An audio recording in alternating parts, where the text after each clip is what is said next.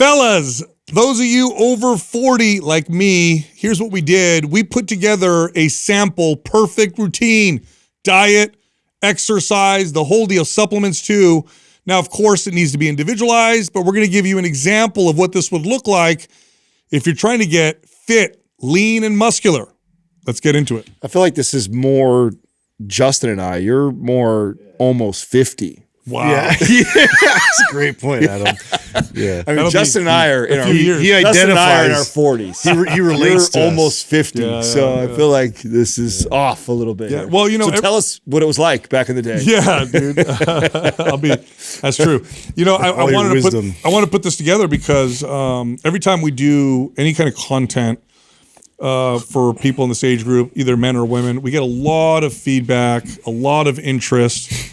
And I get it. I think that if you're looking for good information, it tends to come from fitness influencers that, you know, if you're listening to these fitness influencers, you're in your mid-40s, you probably don't identify with them. Yeah. You know, they're telling you things like beast mode and get after it and do this, that, and the other. And you're like, man, I got kids and a job. I haven't worked out in a while. Like, is this going to work for me? And there's a lot of confusing stuff that's out there. So what I want to do is kind of distill it down.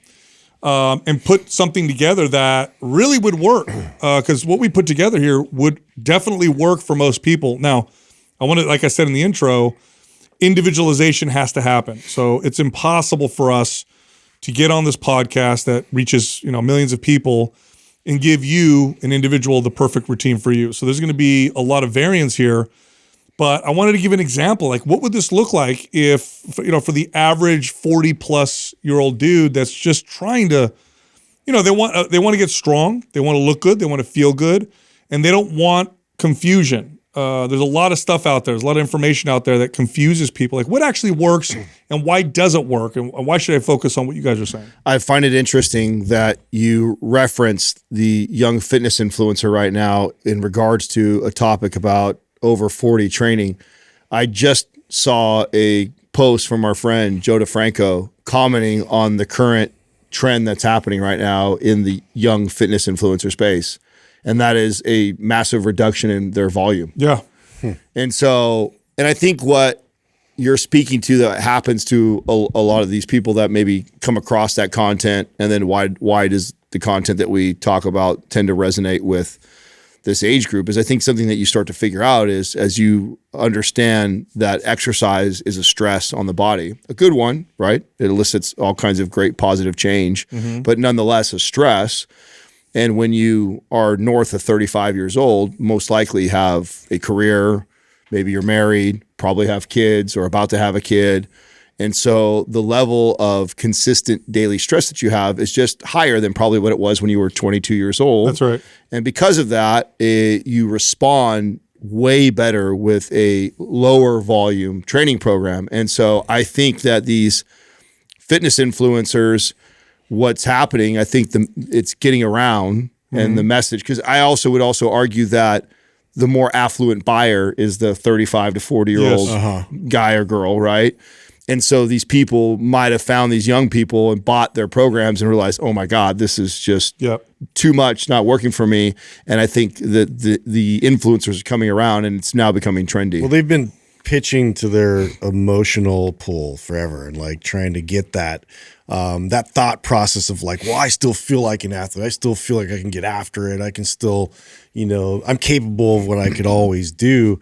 But yeah, over the years, like you start adding all these stressors, responsibilities, lack of sleep, like all these factors, it doesn't quite work the same. And you do need to really take these things into account and adjust and make these modifications. Yeah, and there's 2 points here that I think are important to understand. You said it's a stressor. That's true, right? The reason why you get stronger when you exercise or you improve your stamina is because your body's adapting to a stress and it's attempting to make that stress no longer stressful next time. So you do 10 push-ups today, that's hard. Your body's like, ooh, we got to get stronger so that 10 push-ups isn't a stress anymore. Now, of course, what you do is you do more push-ups and add weight and that kind of stuff. So that's number one. And the stress has to be appropriate. If the stress is inappropriate, if it's the wrong dose, oftentimes too much of a dose, you're not going to get fast results. You'll actually get worse results. Sometimes no results, and at worst, injuries. There's another point though that needs to be made here and the data supports this now. So we knew this as trainers for a long time, and we knew this through experience, but now the data start to show this.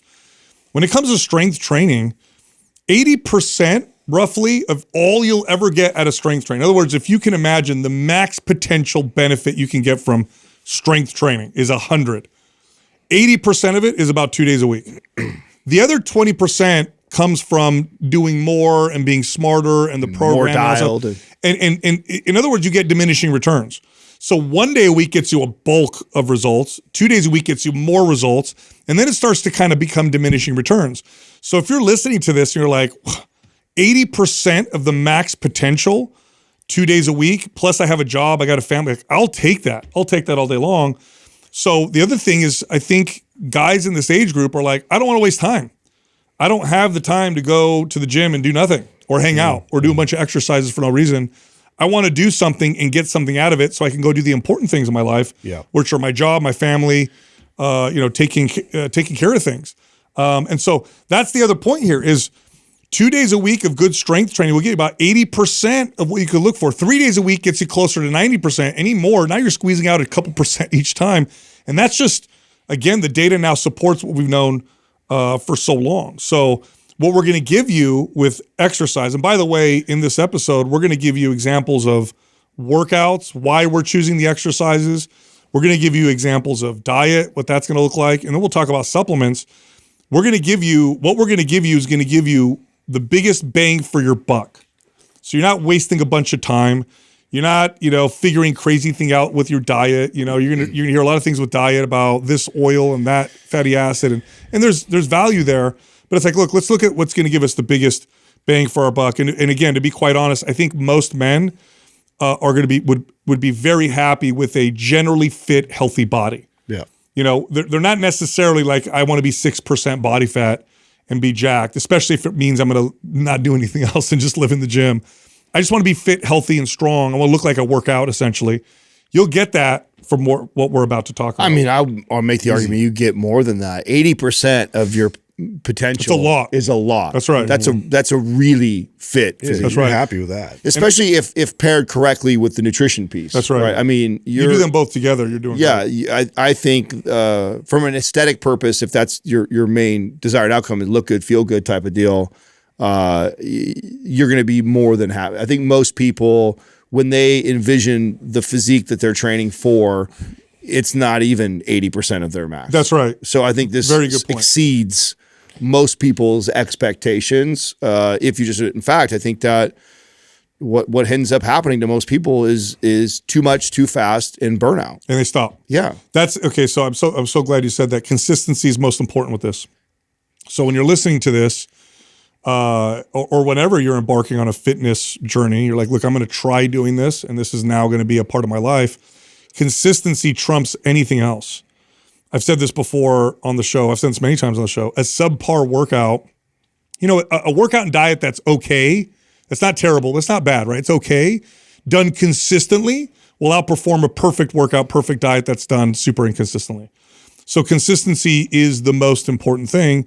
And so you also got to take that into consideration. In a 2 day a week strength training routine, the odds of consistency with that are far higher than a 4 or 5 day a week type of routine, especially when you factor in what we said about what you're going to get out of this. So let's start with the workout, and we'll start with what the exercises look like and why we pick them. So there's 2 workouts here that we're going to give you. So day 1, day 2. Ideally, you would have a day or 2 off in between. So this might look like a Monday, Thursday routine or a Tuesday, Friday or something like that. So that's typically what's going to look like. Now you can do these back to back, but you probably ideally want at least a day off in between. Today's program giveaway is MAPS Anabolic Advanced. If you want to win, leave a comment below this video.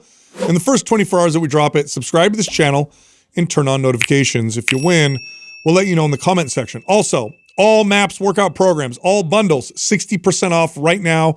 It's the Black Friday sale. Go to mapsfitnessproducts.com, use the code Black Friday. By the way, every purchase enters you into a contest. 2 people are going to get a 1-week vacation at the Mind Pump Park City House plus $1,000 towards travel. 15 people are going to get personal training by our coaches. 10 people are going to get the opportunity to hang out here all day long at Mind Pump Studio. Again, 60% off across the board. MapsFitnessProducts.com with the code Black Friday. All right, real quick, if you love us like we love you, why not show it by rocking one of our shirts, hats, mugs, or training gear over at MyPumpStore.com. I'm talking right now. Hit pause, head on over to MyPumpStore.com. That's it. Enjoy the rest of the show. But workout one, we're going to start with squats, but we're going to start with box squats. Box squats are just as valuable as traditional squats. The difference is we've dramatically increased the safety and we've reduced the skill required to perform the exercise. Because a barbell squat, a traditional squat, is a phenomenal exercise, one of the best exercises you could do. The problem is it requires a high level of skill and mobility and connection to do properly to yield those results and also to not injure yourself. A well-performed squat is a very safe exercise. All exercises done well are perfectly safe, but not all exercises require the same amount of skill. And in a traditional barbell squat, you need to have good ankle mobility, you need to have good stability, you have to have good core stability, good form, good connection.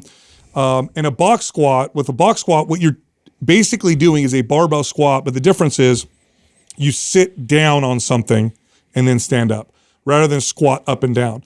That change in direction at the bottom is actually where you get a lot of the challenges with mobility and stability. It's that switching directions. That box stops the momentum. You pause, brace your body, come back up. Congratulations, you are doing barbell squats, but you've dramatically made them much safer. And most people without big issues with mobility can do a box squat and can progress nicely. Well, this is typically where we start most people. I mean, this is why you put that in pre-phase of MAPS Anabolic is I think we all experience this. As much as we preach the value of a barbell back squat, the reality is that most clients we trained were, advanced age or middle-aged men and women. And a lot of them had a lot of mobility issues or dysfunction that we had to address before we loaded a barbell back squat. And so with no support. So what it looked like was a box squat. And, and that box squat sometimes depending on their capability and range of motion could have a pad underneath it to elevate it, depending if they were really limited. And then it just looks like you slowly lowering it over time until they get really comfortable with going deeper into that squat. Yeah, Stan Efferding really makes a point with now remember, Efferding is he was known at one point as one of the strongest bodybuilders of all time. Competed as a power lifter. Now he's, I believe, Stan. How old is Stan? Would you say is he in his mid 40s? 40s, 50s. 50s? Yeah, he's 50. 50s, probably. And he loves box squats. He's a strong guy. Like that guy gets under a bar, it's going to be 500 pounds, 400 pounds. And he's like, I love box squats because you get all the benefits from it, and you're literally doing the squat. You're segmenting it, so you take a lot of the risk out of it. Which is a beautiful and also a lot of the damage too. I would imagine the bottom of the squat where you are changing direction, you probably do the most damage. That's it. And so you eliminate that. Yeah.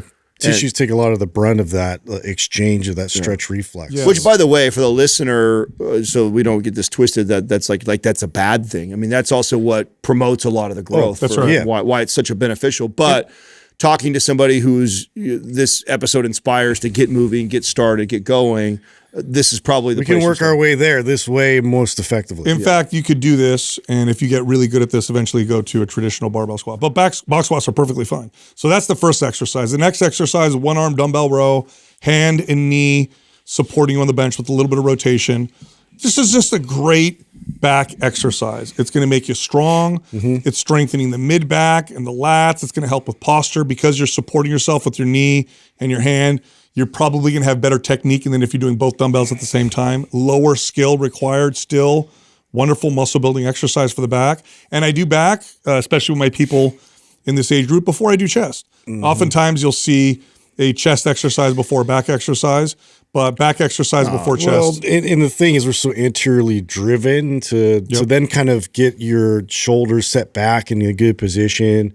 So then when you get to chest exercises, like you're already, fired up those muscles to stabilize. That makes a huge difference. I remember I used to, as a kid in my 20s, always start with bench press. Yeah. It wasn't until later did I start doing, and then I remember that like light bulb going off. Like, Shoulders feel better. oh my God, Yep. for sure. Especially with somebody who's 40 plus, Yeah. like we're going to do They're that. so much more fixed in this forward position all the time. Well, yeah, you're building in the priming before you. That's right. You know what I'm saying? By if you do all the upper back muscles before you go into chest, I mean, this is what we teach people to prime before you go into a bench press. So especially if you didn't spend the time sitting priming before you get into that bench press, This will do it for you. You do it if you do the. That's right. Plus, I love the fact that you have a unilateral movement. You've got a little bit of rotation, anti-rotation involved. You got core stability involved. I think that's such an overall great exercise, and you can regress it so easily for the client. And so this is a great choice. Right. Next, we have an incline press. Notice we didn't say bench press. An incline press is just as good as a bench press for developing the chest and the shoulders and the triceps.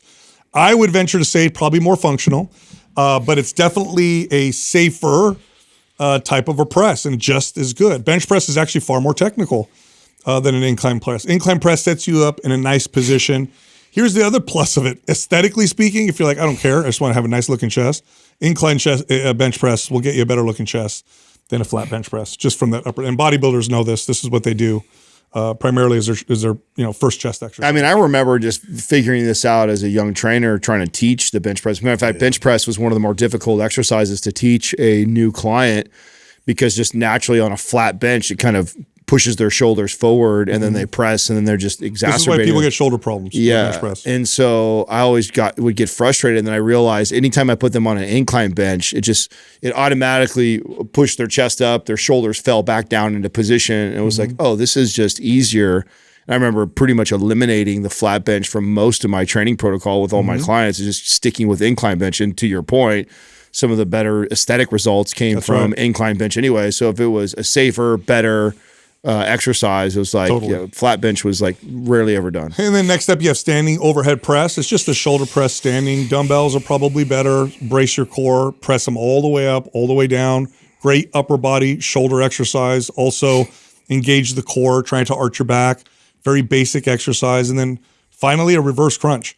A reverse crunch, you'll work your abs. A traditional crunch, people tend to mess that up. This reverse crunch is where I always have my clients start. And just on a flat bench, you just bring your hips and roll them back, and you're going to get your core involved. A nice functional ab exercise. That's workout one. You're doing 3 sets of every exercise. Your reps can be between 8 to 15. Now we'll go to workout 2. We're going to start with pushing the sled. Do a couple rounds of driving the sled. One of the safest, best, most effective lower body exercises. It works the foot, the calf, the hamstrings, the quads, the glutes. There's no negative portion of the rep. Doesn't really beat you up.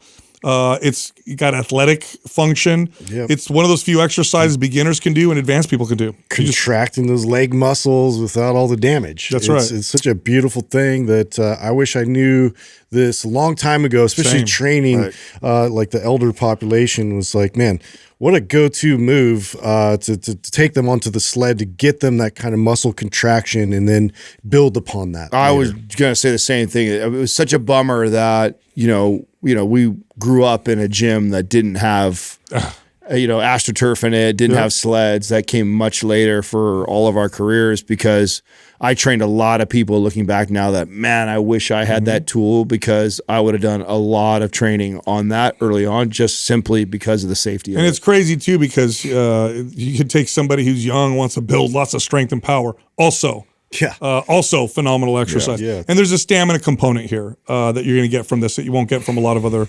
exercises. Next up, we have the trap bar deadlift. So this is a deadlift, but we're going to use a trap bar because it requires less skill and it's great. You're still lifting something off the ground. It's still considered a back exercise. You also involve in the legs quite a bit, strengthens your grip.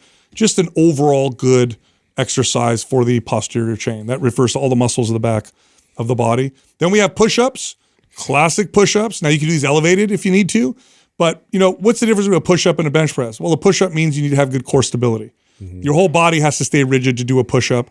So it's a nice, functional body control pushing exercise. I just want to comment on the trap bar deadlift because you just went over it because it's similar to your programming with the box squats, which is it's a regression to like what we would normally preach, which is the barbell deadlift. That's right. I can't recall a client that I ever started that I couldn't go right into a trap bar. Trap bar does, everybody can do. Yeah, it was just a great exercise that, even if I had to just start with the trap bar itself, like I could regress it to that. And so, I mean, I had 80-year-old ladies that were trap bar deadlifting right out the gate. And so, and you can get real strong. Yeah. With this And exercise. so it's similar. Like if someone's listening and you can train deadlifts and you could train squats, you absolutely could put those where we put, but the idea of this is that anybody listening to this, no matter what level you're at, you should be able to start right workout. here. Yeah. I said push-ups, and then we got rear flies. That's just for the back of the shoulders. So that's you lean over. You can lean over a bench and do kind of a fly for the back of the shoulders. Then you got some arm exercises, curls, overhead tricep extension. I don't care what curls you pick. Really doesn't make a big difference. Overhead tricep extension for the triceps, and then calf raises. And here's what you've done with these 2 workouts. You've hit your entire body. By the way, every exercise is about 3 sets. Keep the reps, again, 8 to 15. You have here a workout that will last you a long time. In fact, if you did this exact workout and got stronger and strong, because you will, if you're getting started, you should see some nice progressions in strength. This workout will last you a year or 2 years, and you'll be perfectly fine before you have to switch to anything else and get great progress. Yeah. This episode is brought to you by Seed, the world's best probiotic. Go check them out. Go to seed.com/mind pump. Use the code 20mind pump and get 20% off. Back to the show. Now let's talk about diet, okay? Now with diet, for the average guy, you want to aim for, and here's, this is the magic of what we're going to say. You want to hit about 45 grams of protein per meal. For most men, 45 grams of protein eaten first in the meal. Number one, it's going to build great muscle. It's going to probably naturally control your calories. Protein is very satiety producing. It helps control insulin, helps control blood sugar. It's just a great general target for protein for most Best men. way to start. Yes, sure. yes. And I want to give examples now. So here's where it gets a little, because I'll say 45 grams of protein and people are like, all right. What does that look like? What does that look like? So here's what I did. I put together 2 example breakfasts, lunch, and dinners, and what this will kind of look like. Okay, so now you could definitely just eat exactly what I'm going to say, but I'm going to tell you right now it's not going to work, because if you eat the same thing every day, this will get old real fast. The idea behind what we're about to say is to give you an example of what it will look like.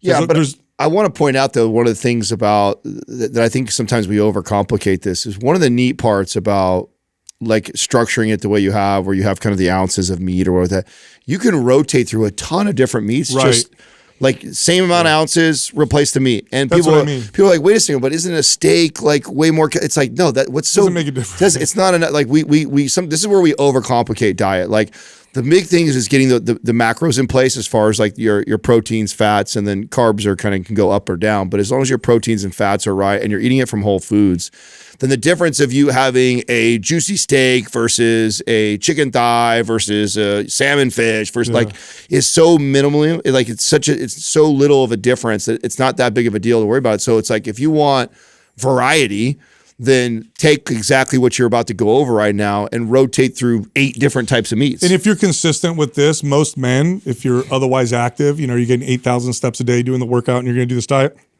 over time, you'll get stronger, and you're probably going to fall anywhere between, 14, 16% body fat over time. Nice, athletic, and fit. You're not going to have a shredded six-pack, but I think most guys don't care. They just want to look fit, and that's what you'll probably get. So here's a couple examples of what breakfast would look like.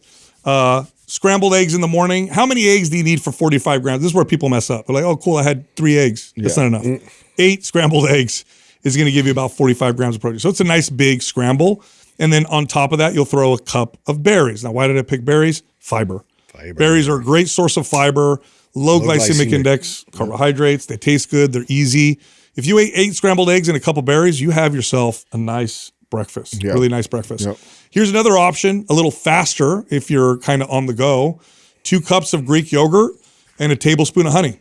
There you go. You've got your 45 grams of protein plus some carbohydrates from the honey. The honey tastes good. Throw it in the Greek yogurt. This is a fast, easy example of a breakfast. All right, let's get to lunch.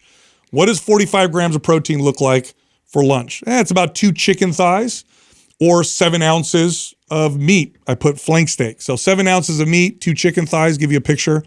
And then what you'll add to that is about a cup of well-cooked greens. Make them well-cooked. That helps with digestion. And then for carbohydrates, a baked potato or a cup of white rice. And you have yourself a nice meal, a nice, easy meal. Yep. And then dinner, again, keep the meat right around the same, about 7 ounces or 2 chicken thighs. Add a salad if you want, or the well-cooked greens. Again, a cup of white rice, baked potato. Can you have other carbohydrates in there? You definitely can. If gluten is an issue, you can throw, pasta in there. If you want, you can throw bread in. I'm going to say this right now, though. I have yet to work with a client where bread is the best option for carbohydrates. Always. I feel like eliminating that's always, for most people. Almost always. It's better. I agree. You want variety, go sweet potato, go quinoa. Like you can rotate some things in there. It's just easier to digest. People feel better. A couple things for me to add in regards to the diet. Because sometimes the 8 scrambled eggs can be daunting for somebody. Right. It is for me. I'm not a big egg person. So when you make dinner, I've always suggested this for clients, and I find that this is the easiest way. When you're making your 2 chicken thighs or your 7 ounces of salmon, double the amount or make some leftover extra. Yeah, imagine 3 or 4 ounces of meat with 4 eggs. Right. And all that's with rice and eggs and stuff in the morning. It's like, it's such a great way to, and that way you don't have to have 8 eggs. You can have 2 or 3 eggs and then 3 or 4 ounces of meat. Beautiful. And you've got a nice mixture of scramble, and you can even throw some of the rice in there with it too. It's a great it's easy because it's already prepared. You literally are just heating it up, and the time that it takes to scramble an egg up, which is really, really fast. I think that. And then the other thing I want to comment on that you said that I think is not true is you said you will get shredded if you stick to this diet. What I think you're factoring in is that the reality is this guy's going to have a beer. I'm not going to throw, He's going to have a beer in there every once in a while. Right. He's not going to have a good day. He's not going to eat like this every day. Yes. If you eat like this every day and you train 2 days a week, you will be shredded. Well, great. Now what you did, Adam, is you just got a bunch of people write this down. I'm just saying, like, I'm looking at this meal plan right now. This is a bodybuilder diet. Yes. This is so bodybuilder-esque with there's no beer in here. There's no cake and ice. There's no desserts in here. I'm leaving room, Adam. So you telling someone you're 14 to say, no, this would get someone lifting 2 days a week following that type of training with diet. Normal activity throughout the day. Yes. Yeah, exactly. Okay. We should a good 8,000 steps a day, I think is plenty for this. This person is getting in incredible shape. That's right. Now, you could also enjoy yourself with the occasional eating out and the occasional thing here and there, and probably easily land between 12 and 14%. That's right. I just want to add that because I think you're setting the bar low by saying that's like, you follow that, you're going to be. Yeah, I just want, and again, I'm considering, that this person's going to have, dinner with their wife, one night a week, and maybe they'll go out with their buddies, for lunch or whatever. Flexibility. You got to have some flexibility for sure. And then lastly, throw in a protein shake, 45 grams of protein. You've just hit 185 grams of protein per day, which for most men is great. That's great. You combine that with strength training, you're doing great. Now, and I'm going to add, just like the exercise portion that you said, the most important thing is consistency. That's right. The same thing goes with diet. I can't tell you how many people tell me they eat like this, and then I have them track food, and it's like 3 days look like that. Yeah. Then the other 4, 80 grams of protein. 80 grams of protein, sugar, other crap. And that's what kills people is that not only do they miss that protein consistently, but then they overconsume the other stuff. Yep. And that's what gets people stuck here. It's like, but if you make it a goal to be consistent with hitting that protein intake, that's the most important. Just consistently eat that. Then there's a lot of flexibility around the occasional extra 300-400 calories of drinks or food or nice going out, whatever that we're talking about, you'll be fine. But the mistake people make is they claim they eat this way. They eat that way 3 days out of the week. The other 4 days of the week, they're very inconsistent. And inconsistently eating this way, even with the training, you'll see some results being consistent with the training. If you're consistent training and you have somewhat of an attempt at this. But if you want to see really good results in this, you treat the eating portion just as important as the consistency around the training, and watch what happens. Now let's talk about supplements. I picked the supplements that, number 1, have the biggest bang for your buck. Number 2, don't just help with muscle gain and fat loss, but also improve your health. And number 3 are the ones that the data shows that men benefit the most from. Okay, so we'll start with the first one, creatine. Creatine's amazing. It's a longevity supplement. It's good for your brain. It's good for your heart. It helps build muscle. Indirectly, probably assists with fat loss. 5 grams of creatine a day. You could take up to 10 grams a day, but 5 grams a day is what the data shows for when it comes to fitness. For brain health, it's probably closer to 10 to 15 grams a day in, divided doses. So we'll start with that. Next is fish oil.